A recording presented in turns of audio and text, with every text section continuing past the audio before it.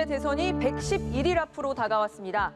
시시각각 변하는 대선 현장 상황 전해드리는 대선 상황실 시작합니다.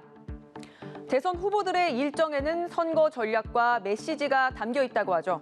후보들의 오늘 일정부터 살펴보겠습니다. 이재명, 윤석열, 심상정, 안철수 네 후보가 오늘 처음으로 한자리에 모였습니다. SBS 디지털 포럼에 참석한 건데요. 후보들이 차례로 기조연설을 했지만 주최 측에 세심한 동선 계획이 있었던 것 같습니다. 4명이 동시에 마주치는 일은 없었다고 합니다. 이 후보는 주식 유튜브인 Y스트릿에 출연해 2030 세대 공약을 이어갔고 여의도 민주당사에서 초선 의원들과 만났습니다. 윤석열 후보는 디지털 포럼 참석 외엔 공식 일정을 잡지 않았습니다. 선대위 인선 작업에 집중하기 위해 외부 일정을 최소화했습니다. 이재명, 윤석열 후보가 한자리에선 이렇게 미소를 띠고 여유 있는 모습을 보였지만 속내가 상당히 복잡할 겁니다.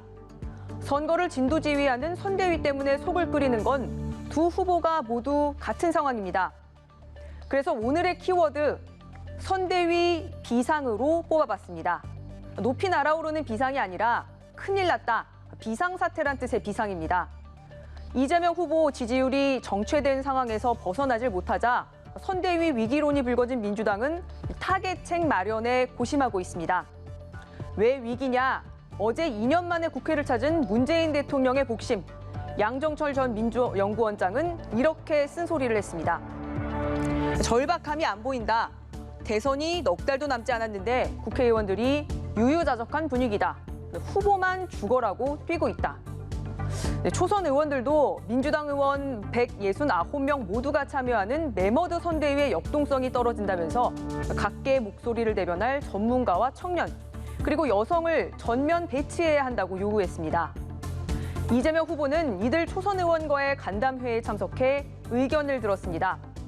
간담회에 앞서 이탄희 의원이 선대위 직책을 반납하겠다고 선언했습니다. 이 의원은 이 이름이 좀 특이한데요. 너의 목소리를 들으러 가는 위원회, 너목들 위원장을 맡고 있었습니다. 제가 이탄희 의원과 통화를 해봤습니다. 들어보시죠. 지금 당 선대위를 쇄신해야 된다, 여러 가지 당이 변화해야 된다라는 공감대가 어느 정도 형성돼 가고 있습니다. 그런데 그 공감대 형성과 별도로 실행이 빨리빨리 되지 않고 있어요. 의원들 사이에서 선수나 경력을 가지고 선대위의 자리를 지금 배치를 하는 것은 적절치 않아 보이고요. 네, 실무를 맡아서 빨리빨리 움직일 수 있는 사람이 선대위에서 일해야지 의사결정도 빨라지기 때문에 자신부터 직책을 내려놓겠다는 겁니다. 이렇게 당내에서 쇄신 요구는 상당히 거센 상황입니다. 문재인 정부 청와대 국정상황실장으로 일한 친문 윤건영 의원도 이번 대선판에서 민주당이 맞닥뜨린 첫 번째 큰 고비라고 진단했습니다. 들어보시죠. 이때는 국회의원들이 다 현장에 가 있습니다. 그나마 지금 상황을 분석해보면 양당 모두 국회의원들이 지금은 여의도에 있는 것 같습니다. 따라서 그래요? 누가 먼저 현장으로 뛰어가느냐. 네, 가장 답답한 사람 이재명 후보일 수가 있습니다. 이재명 후보는 오늘 아침 나온 언론 인터뷰에서 이 느린 로마 군단이 아니라 몽골 기병대였으면 이미 진격해서 점령했을 거라고 했는데 실무진 위주로 민첩하게 움직일 별동대의 가동 의지도 밝혔습니다. 이 후보는 선대위 등판론이 거론되는 이해찬 전 대표와 어제 단독 회동한 걸로 확인됐습니다. 이 쇄신 요구가 분출하는 상황에서 이런저런 조언을 들었을 걸로 보입니다. 윤석열 후보도 선대위 때문에 머리가 아픕니다. 현재 선대위 구성을 위한 막바지 작업 중입니다. 일단 김종인 전 비대위원장의 등판이 확실시됩니다. 윤 후보가 큰 틀을 짠 뒤에 김 전 위원장 등 주요 인사와 직접 접촉하며 최종 명단 작업에 돌입했는데 이 선대위 구성을 놓고 두 사람이 이견을 보이면서 1차 인선 발표가 다음 주로 미뤄졌습니다.